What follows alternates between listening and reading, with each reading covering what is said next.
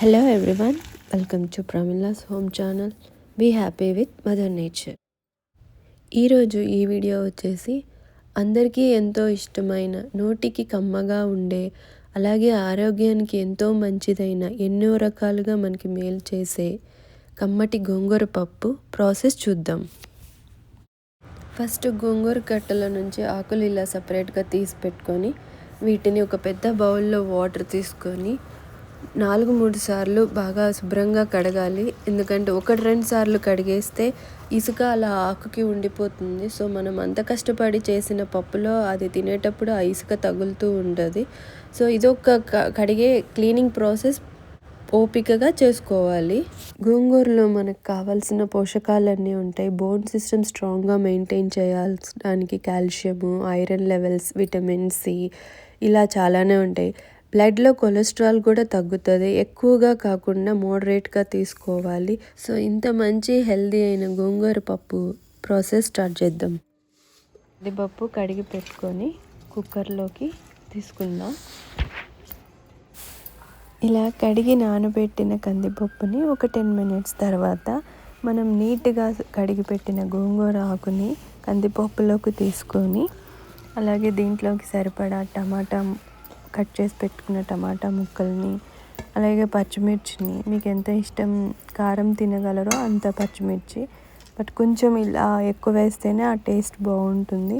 అలాగే చిన్న ముక్క సైజు ఆనియన్స్ అండ్ అలాగే కొంచెం చింతపండు, ఎక్కువ అవసరం లేదు ఎందుకంటే గోంగూర ఆకు పులుపుగానే ఉంటుంది. రుచికి సరిపడా ఉప్పు, పసుపు, కారం, అలాగే మెంతి పొడి కూడా వేసుకోవాలి.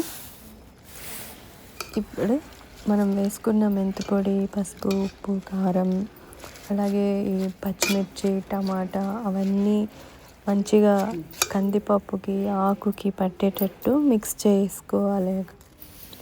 ఇలా అంతా మసాలాని కలయి పెట్టుకున్నాక మిక్స్ చేసుకున్న తర్వాత ఒక 4-5 వెల్లుల్లి రెబ్బలు వేసేసుకొని ఇప్పుడు పప్పుని ఉడికించుకుందాము. ఒక 4-5 విజిల్స్ వచ్చేంత వరకు.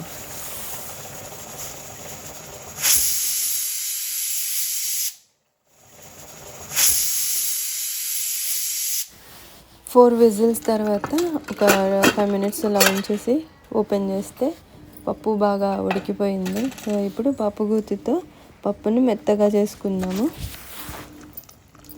ఇలా పప్పు గుత్తితో పప్పుని మెత్తగా చేసేటప్పుడు వేడిగా ఉంటుంది కదా, సో కొంచెం జాగ్రత్తగా చేసుకోవాలి.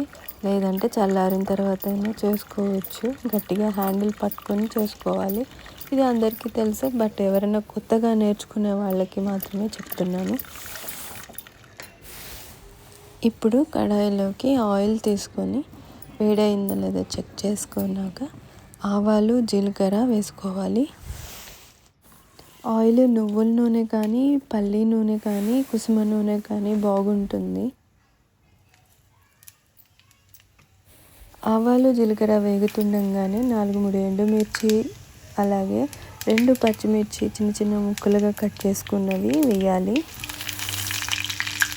మీకు ముందుగానే పప్పులో ఎక్కువ మిర్చి వేసాము, ఇప్పుడు కూడా ఎక్కువ మిర్చి వేస్తున్నాము, కారం ఎక్కువ అవుతుంది అనుకుంటే తగ్గించుకోవచ్చు. సో కొంచెం మేమైతే స్పైసీగానే తింటాము, సో అందుకని మేము వేసుకుంటున్నాము. కట్ చేసి పెట్టుకున్న ఆనియన్స్ కూడా వేసి కలర్ మారేంత వరకు వేగనివ్వాలి. ఇలా కట్ చేసిన మిర్చి ఆయిల్లో వేయించినప్పుడు పప్పులో మధ్యలో అన్నం కలుపుకొని తినేటప్పుడు తగులుతుంటే ఆ టేస్ట్ కూడా చాలా బాగుంటుంది. ట్రై చేయండి. ఇలా కలర్ మారినాక ఒక గుప్పెడు ఫ్రెష్గా ఉన్న కరివేపాకు కూడా వేసుకోవాలి.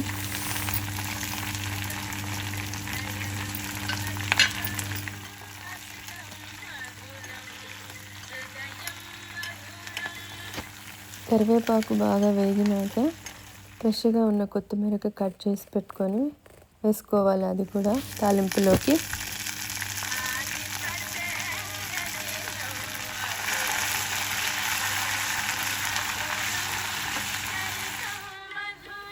తాలింపుకి రెడీ అయిపోయింది.